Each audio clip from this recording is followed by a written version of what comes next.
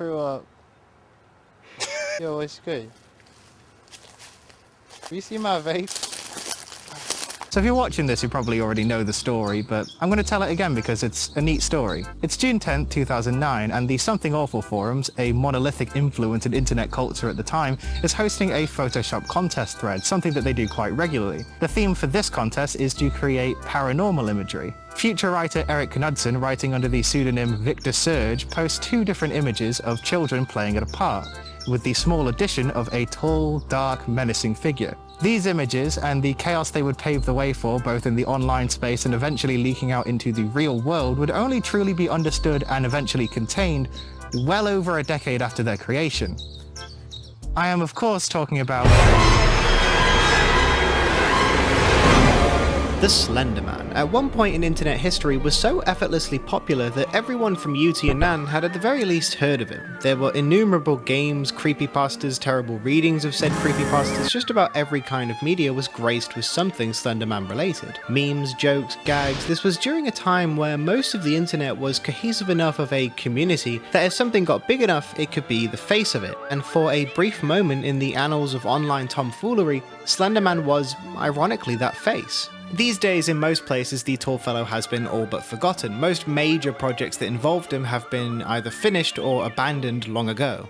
There are specific events some might point to that caused this, we'll get into it later, but really, even if the entire community surrounding the Slenderman hadn't suffered numerous blows of controversy over the years, this is the way it was bound to go, as it always does with something that, when you boil it down, was essentially a very strange, very ambitious fad. But during the era when Slendy reigned as a tentacle-brandishing god over all he surveyed, there was a specific trend which I and a whole lot of others have a terrible amount of debilitating nostalgia for: the web series. Over the 2010s, YouTube was inundated with an unspeakable amount of Slenderman web series. There was channel after channel filled with found footage style content of fictional characters documenting their lives who interacted with the audience and battled for their sanity all the same. These series heavily popularized the storytelling techniques of the alternate reality game as we now know it. Unfiction based content filled with cryptic codes and puzzles had of course existed for years online beforehand, but until the likes of these, it was mostly relegated to the most niche corners of the web or avant-garde marketing for other, more traditional properties. The Slenderman web series phenomenon showed every 17-year-old Tumblr-obsessed nerd with no friends that they too could contribute to a community, could express their creativity and love for horror. All it took was for them to grab a camcorder and to get moving. Eventually, a lot of these series and creators decided to pull off something that in retrospect was so impressive that I'm amazed they managed to pull it off with the collective £0 and 0 pence budget everyone was working with. All of the biggest series connected themselves, tying their canons together, and as a result creating, as far as I can tell, to be YouTube's first proper cinematic universe,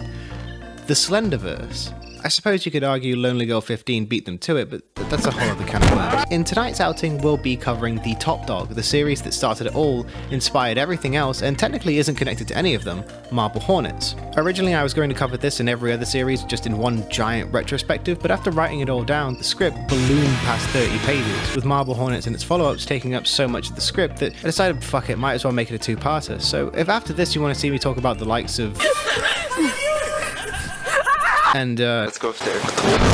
Then be sure to join me for this video's sequel, which will release sometime in the next 3 to 5 business years. But with all that out of the way, we can begin. Get your popcorn or other snack of choice ready, make sure you're comfortable in your epic gamer chair, and that you're ready for this most likely way too overlong, confusing, messy shit show of a video. I mean, not that it matters anyway, you've probably just put this on in the background while you do other stuff. I have an idea. Hey! Hey, over here! Sorry, I just wanted to get your attention.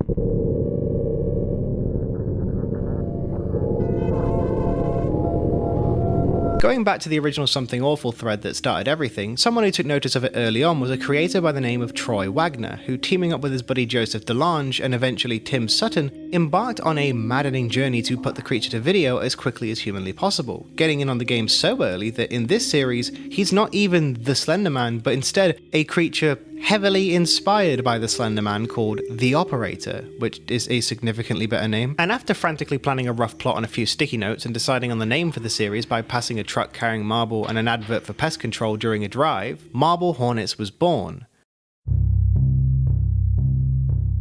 Season 1 of Marble Hornets is charm incarnate. When rewatching it today, it's very apparent how this was able to capture the imaginations of so many basement dwellers almost overnight. The structure, pacing, and plot are incredibly fast and loose in comparison to what the series would go on to become. Plot points were decided on the day of, aspects like how the operator looks, how he affects footage, and character motivations were constantly changing, being left vague enough to be molded and recontextualized later on. Speaking of which, the plot for this season introduces us to Jay Merrick, who has opened the Marble Hornets YouTube channel to archive a bag of old mini DV tapes taken from his buddy Alex Crayley, whom he lost contact with years ago, and who has mysteriously asked him to burn them all the last time they did speak. All of this is laid out in the introduction video for the channel, which consists of foreboding driving ambience while white text overlays miscellaneous footage and a black background, a visual style which would remain for the rest of the series. It perfectly sets up the entire show, feeling just amateurish enough to truly look like something a real person just threw together in Movie Maker, so when the scares come later on, it catches a viewer with no context entirely off guard. Alex's tapes start off during the production of his student film, Marble Hornets, which is your typical wanky student film affair and is intentionally as meaningless and banal as humanly possible, which works to surprisingly great comedic effect. You brought your dog! During the runtime of the tapes, Alex's behaviour becomes more erratic and disturbing, as the tapes quickly morph from behind-the-scenes shenanigans to Alex's numerous strange, slendy occurrences, showing him becoming obsessed with constantly documenting and filling tape after tape of his ever-crumbling reality. During this, as Jay is investigating, he himself begins filming his day-to-day as he falls down a never-ending rabbit hole of trying to find out what has happened to his former friends and colleagues, not only accosted by the operator at seemingly every turn, but also by a strange figure in a mask, creatively dubbed by fans Masky, a deranged mystery man under the influence of the operator. Later on, there's also a guy with a hood. I wonder what they'll call him. No fucking way! And all of this is paired with the Marble Hornets Twitter account, also run by Jay, as he live tweeted updates and goings-ons during his investigation. And while this is dime a dozen stuff now, back in 2009, this kind of live audience interaction and committal to character was basically unheard of in popular media. It's genuinely shocking to me how right they hit the mark on almost every aspect of the show in its first season, considering how there was no blueprint for this kind of thing. These videos are screenshot Hall of Fame worthy. Almost every entry has some shot of Slendy or some creepy occurrence that would live on in internet infamy for years to come because of just how effective they are. The team managed to achieve all of this with no guidebook, no series before theirs. It's all off the cuff raw creativity, and I think it still holds up. Sure, sometimes the acting and the clear lack of budget is pretty fucking hysterical. I don't want to act like the whole thing is a perfect collection of deadly serious cinema, but even those moments that remind you that you're just watching a group of friends experiment adds on to the level of pure charm that is season 1 of Marble Hornets. Then we get onto one of my favourite aspects of the entire show, To The Arc.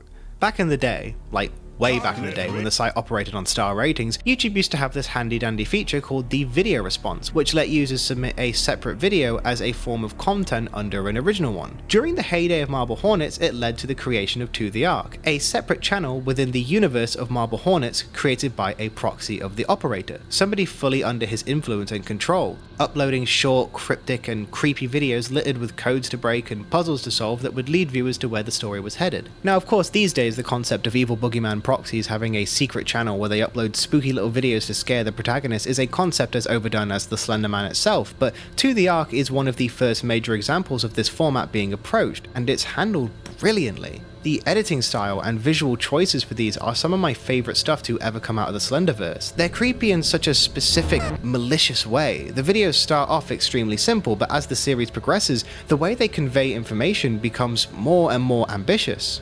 Some of the most iconic imagery in a series known for its iconic imagery is from these brief little mindfucks, and they're a true highlight. Overall, if the series had started any slower, if season 1 wasn't the mad rush of ideas that it was, I don't think it would have reached the heights it would go on to reach. Some of the stuff they sowed the seeds for was so unplanned that it would later go on to be retconned. One infamous example being this guy here, who was supposed to be Jay's super secret evil second personality, which as a concept was luckily dumped for season 2. But overall, season 1 is quirky fun, live, laugh, love. Slendy looks a bit silly sometimes, but moments like this make up for it. This scene with Alex is really funny. 4 out of 5 stars. So at this point, Troy and the rest of the gang had realised just how big their little project was becoming and took a 7-month-long break to properly write out and plan a second season. And right off the bat upon viewing, you can tell that the vibe is different. The style and camera work is still the same, but there's a sense of the show being more pulled back. Season 1 ended with Jay deciding to halt his investigation for the sake of his own health before receiving a cryptic message from who he suspects is Alex in the form of a tape. I'm in a really odd mood right now. Fine.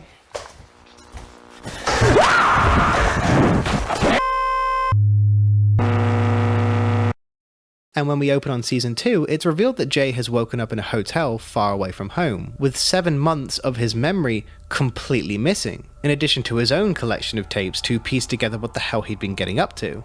Season 2 feels a lot more careful, a lot more traditional. There's still plenty of scares to be had, but just from the difference in runtime alone, it's obvious that the second time around, the team wanted to truly make this something episodic that viewers would tune in for. And while it's not as blindingly, what the fuck, this is so cool right away like the first season, this still works insanely well for what it has to work with. The first few episodes do suffer from some pacing issues. There's a lot more walking and waiting and listening to characters mumbling into a camcorder mic as we're introduced to new faces like Jessica, but when it gets good, it's just as, if not stronger than the first season. Specific scenes like when Alex and Jay are reunited at last and Maskey is finally revealed to be Tim, a former cast member of the student film, and Alex immediately breaking his leg with a rock are just fantastic cinema. But with the more honed in intention of where the show will go, there are some growing pains, as we're literally watching these guys learn how to be filmmakers. We're seeing them figure out what does and doesn't work in real time. So if you're someone like me who loves seeing how the slender sausage is made, that provides a whole new way to enjoy the show. Watching the series back with the creator's commentary provides a really entertaining look into why they made the decisions they did, and it's great watching the ambitions and production value grow with every entry. The season ends with an A-star run of videos showing off some great set pieces. The final confrontation with Alex is delightfully cheesy. Alex, just tell us what it is. You stole that tape from me. The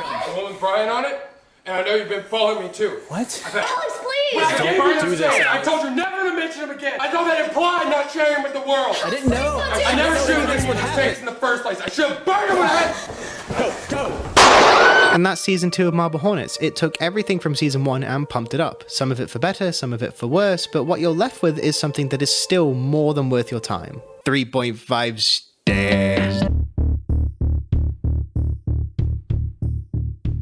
Okay, so Season 3 of Marble Hornets, it's basically Season 2 on crack. 5.5 hours. 5.5. Take every positive and negative of Season 2. The change in pacing, the upping of production value, the level of planning, and crank it to 11, and what you're left with is Season 3. Everything is firing on all cylinders at this point. The writing and acting has improved immensely, especially from Tim Sutton, who plays, well, Tim. His monologue in Entry 59 is genuinely fantastic, and he ends up becoming arguably the greatest part of the entire cast. Student film, you like piece of... Imagine waking up one morning in the backseat of your car, miles away from home, with blood in your hair, and you have no idea how that happened.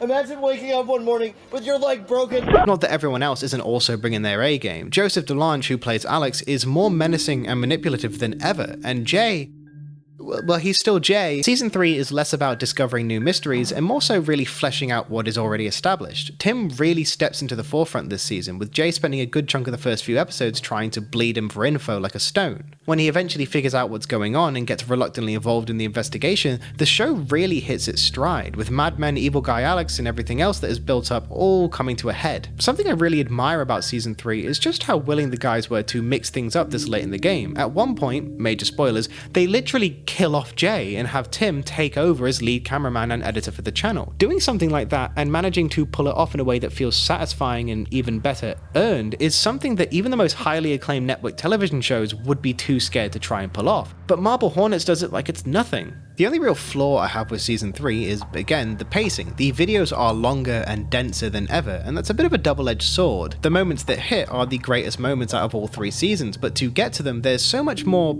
unfortunately necessary setup of Jay stalking Tim, going through paperwork, driving, walking, old footage from the student film. A lot of this needs to be here. It can't really be avoided because the setup is needed for future plot points, but it can get a bit tiring. This partially may also be on me for binge watching. I remember watching the series as it was coming out, and having time in between videos did make it seem like less of an issue. So I guess the message of the day is, don't binge watch all 9 hours of Marble Hornets. But man, when Season 3 is going, it is fucking going. Some of the sequences in this thing are more tense, better executed, and honestly far more fun to watch than some of the finest found footage horror flicks. Tim's coughing fit in entry 57, the tunnel in entry 60, this bit in 72, Alex burning down the house, all of entry 65. These guys put everything on the line to get their vision made, and it shows. It's fucking amazing what the Thack boys pulled off. Oh, side note, Thack was a business that Troy, Tim, and Joseph started so that they could sell DVDs of the show. It stands for Troy Has a Camera. It will be relevant again later. Something that a lot of Slenderverse series really struggle with is ending, whether that's reaching the ending at all or pulling it off in a way that satisfies the audience, but Marble Hornets is not in that camp. Entries 86 and 87 are pretty much as good of an ending as anyone could have possibly hoped for. 86's entire action sequence of Tim and Alex battling out through the distorting, shifting world around them, glitching through different locations as they yell and fight, is some of my favourite content to ever come out of an internet horror series. And then the actual ending, with Tim insistent that everything is fine now before turning the camera to a crossroads, leaving the viewers with an ambiguous ending that, while holding a twinge of hope, doesn't take our characters completely out of the woods, is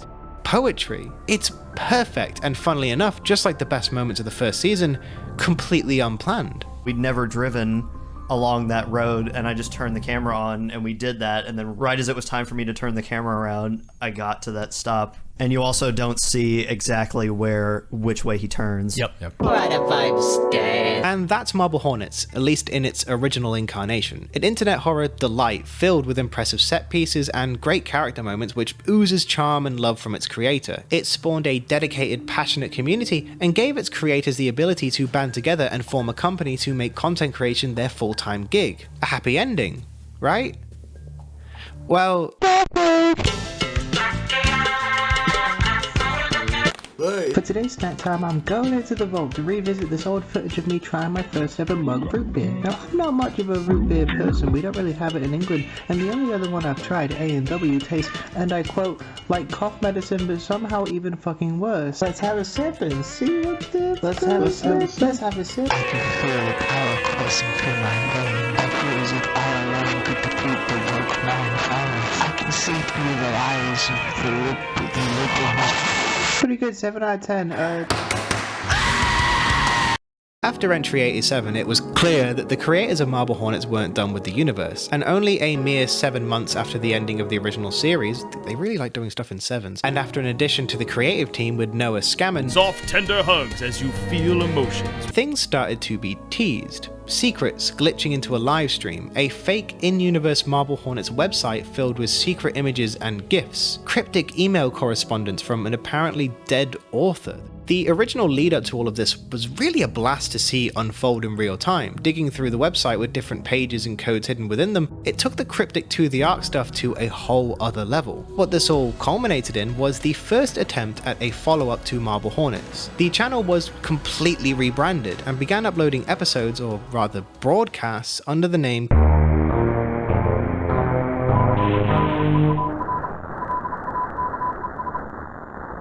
Upon watching the first few videos, Clear Lakes is enamoring. The visuals are slick in a way Marble Hornets never was, and the random imagery paired with the seeming build-up of what characters we would be following is really exciting. This was going to be an entirely different kind of beast. There was no stand-in for the audience to discover the world like Jay was. In Clear Lakes, the viewer is dropped headfirst into the madness and left to solve it on their own. It's very reminiscent of This House Has People in It, a short film from Adult Swim with its own litany of ARG elements that would come out after this, but despite all of that, it's still clearly tied to Marble Hornets. We just don't know how or why yet. But then, as you're watching the broadcasts go on and on, video after video of scenery, then a hooded person, then scenery, then Noah, then scenery, something kind of worrying starts to form in the back of your mind. Where are they going with this? The visuals are on point, they're clearly building to something, but what? Eventually, the series starts to pick up. There's a really well done scare with whatever this creature is, and the security camera style literally comes to life. But still, despite 13 episodes, there's no main character we can connect to, and no actual story that's evident in the videos themselves. And then, just like that, the series was abruptly cancelled. Behind the scenes, the production of Clear Lakes 44 was a complete mess. Nobody involved could agree on what the series should be, how it was a follow-up to Marble Hornets, and where it was going. Will we ever reveal where Clear Lakes 44 was supposed to go? No, because I don't know. Pair this with the ever-growing financial strain from Thack now being a profit-oriented business instead of just a group of creatives, and things eventually got to a boiling point. Never having all truly gotten on board with the addition of Noah, and after the entire crew began to suffer monetarily thanks to the noticeable drop in revenue from their post-Marble Hornets projects, as a dam of tiny problems which dated all the way back to the opening of the company and the naivete of Troy and the others led to a poor foundation for an actual business, it all became overwhelming. Thak disbanded in a very, while not overtly ugly, still depressing series of events that not only resulted in the death of an incredibly talented creative group, but the dissolution of friendships that had been around long before any of this was even a blip in anyone's mind, taking Clear Lakes 44 down with it.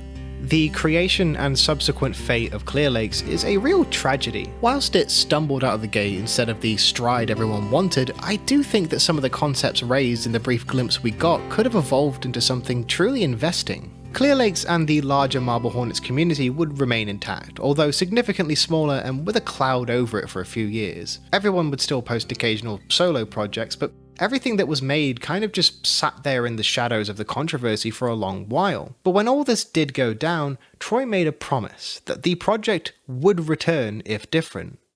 And return it did.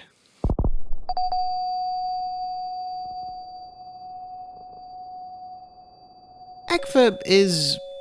well, it's definitely a project. Out of all the Thak, Grampo, Fish with a Nose horror things, it's by far the messiest. It strays the absolute farthest from anything that came before it, but also, in an absolute contradiction of everything I just said, is the much desired return to form after the shortcomings of Clear Lakes. Eckvanet is a Troy Wagner solo run. This is the guy who spearheaded all of To the Ark, and boy howdy you can tell. The series follows a character by the name of S. Hawkins, who discovers that a long ago defunct broadcast company, wink wink, by the name of Eckva somehow still has an available frequency, which automatically broadcasts shows and promos. Hawkins sets up a capture point in an abandoned home he inherited from a mystery family member, which can receive the frequency, and from there discovers the secrets of plenty which lies amongst these clips, soon starting to realise that whoever is broadcasting these not only knows who Hawkins is, but wants him to find them. And right from the get-go, despite the rollout of the series being through another cryptic website, creepy, spooky, nonsensical posts, and the first few videos being these strange, confusing yet effective vignettes,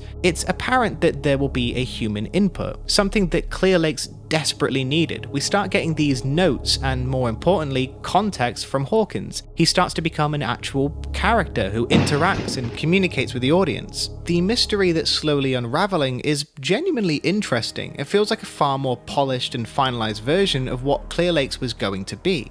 The broadcasts themselves range from To the Ark style messages, to commercials, to strange old school flash animation-esque clip shows. It really shows off Troy using all of the skills that he's developed over the course of Thak and Marble Hornets for something fresh and new.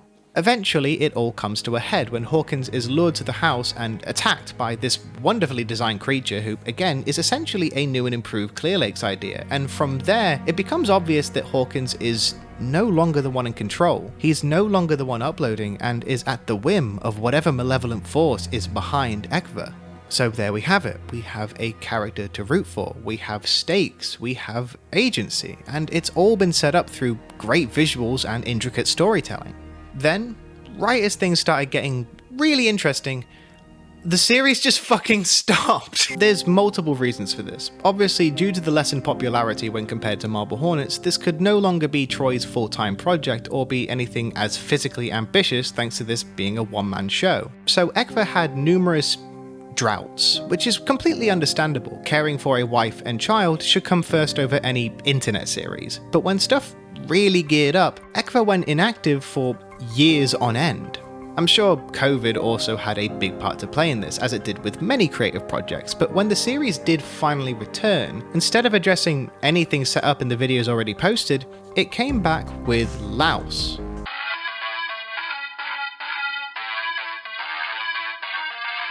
A fully built, slow burn, audience-driven, Twitter-based text adventure game that was then converted to a playable game on the Eckva website and a video run-through on the Eckva YouTube channel. Louse is essentially a story within a story. It's very cryptic and plays with a lot of apocalyptic themes, mostly focusing on something called the Blot, a creature that lays dormant within the player character coming about to take control and drive the player to madness, and an entity known as the Rot, a strange, possibly all-knowing fleshy mass that is spreading rapidly across the landscape, corrupting and then destroying seemingly all who come into contact with it. What the story seems to be doing, at least in my opinion, is giving us a big fat lore dump of creatures like the Operator, proxies, and the virus they spread in a way that doesn't have to visually involve them. It's actually a pretty cool way of exploring this world further without having to keep recycling the Slenderman itself, which at this point in the timeline was basically dead and buried to most creators in the space, so handling the ideas this way makes a lot of sense. But while having vague links to events in Eckva, and providing a lot of context for the evil creatures this world has to offer, it had no actual relevant story connections to what we had just spent years watching. In a vacuum, Laos is quite captivating. It has a style all to its own and is really well made. As a standalone project, it can be really engrossing, but that's also my issue with it. It isn't and was not shown off as a standalone project. There was no announcement or transition to this style of content. It was just kind of dumped on our laps. Correction, you would have known what was coming if you were subscribed to Troy on Patreon or followed him on Twitter. I still think this would have been a lot better if it was hinted at in prior Eckva videos or like a YouTube community post or something. There's just something. As a result, Laos has the unfortunate side effect of completely and utterly annihilating the pace of Eckva itself. It caused everything to come to a screeching halt, and then, when that aspect of the series came to its conclusion, that was it. Outside of one last video, which has who I'm assuming is Hawkins, it's been dead air ever since. Outside of one update I found on Patreon about how the next episode is right around the corner over a year ago, this is the end of Eckva for the foreseeable future.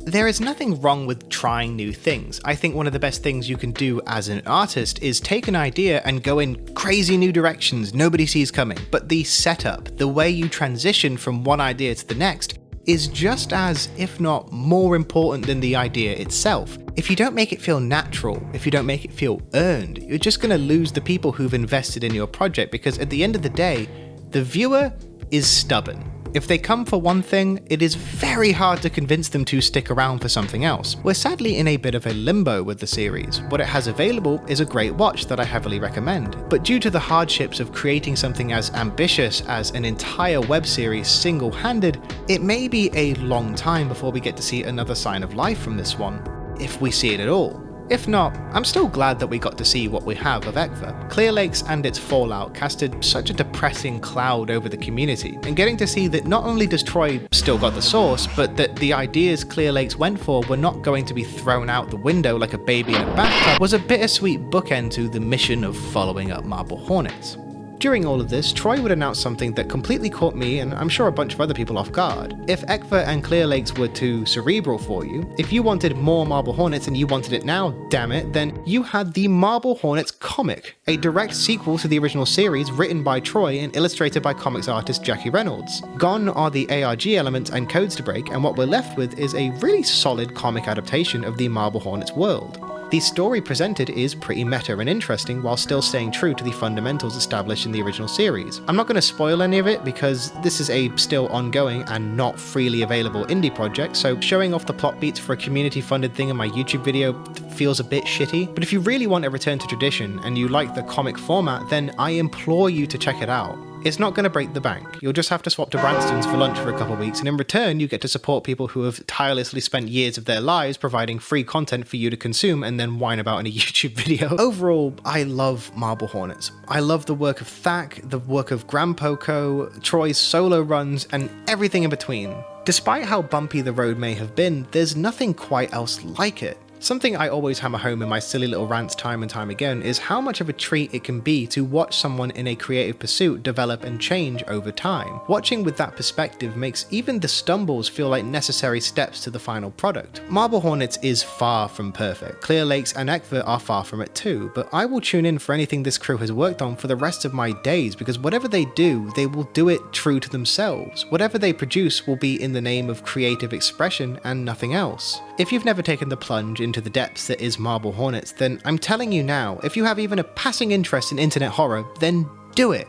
Don't water it down with someone like me reminiscing, or some podcast, or reaction, or anything else. Watch the series. It's a hallmark example of what happened so many years ago when 3 former PayPal employees created a website that allowed every single person, no matter where or who they are, to express themselves and stretch their creative wings however they see fit. The show is the cream of the crop from that initial wave of pure, brutal, unrivaled creativity that we're still seeing ripples of in projects to this very day. And the best part is, even after everything, the boys that started it all aren't done. There is still more to this story. But before we get to that, I feel like we should talk about everything else. Are we still friends? Are we still friends?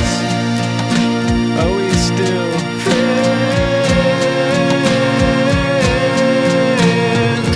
Don't get green skins, keep contact. Don't say goodbye, smell you later. I can't. I don't wanna do this season on a bad episode. I can't say that for the song.